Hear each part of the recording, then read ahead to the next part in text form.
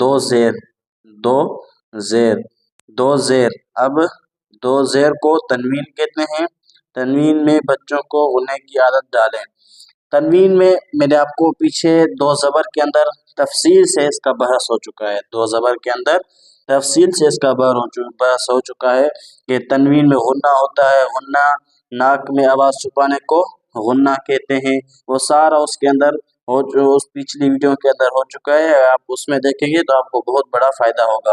اور میں نے آپ کو یہ کہا بھی ہے کہ اگر آپ یہ سبق پڑھنا چاہتے ہیں تو اپنے آپ خود کے پاس بھی قاعدہ ضرور ہونا چاہیے۔ اگر آپ اس ویڈیو میں دیکھ کر اور قاعدے پر غور کرتے جائیں گے تو انشاءاللہ بہت بڑا فائدہ ہوگا۔ یہاں پر صرف مختصر ہے، لیکن جو دو زبر جو پہلا اسٹیپ تھا اس میں اچھی طریقے سے مقدار بتائی گئی ہے گنے کی کہ ایک الف کے برابر اس کو کھینچ کر پڑھا جائے گا۔ غنہ کہتے ہیں ناک میں آواز چھپا کر پڑھنے کو، ناک میں آواز چھپا کر پڑھنے کو غنہ کہتے ہیں۔ صرف یہاں پر یہ لکھا ہوا ہے کہ دو زیر کو تنوین کہتے ہیں اور تنوین میں غنہ لازمی ہوتا ہے۔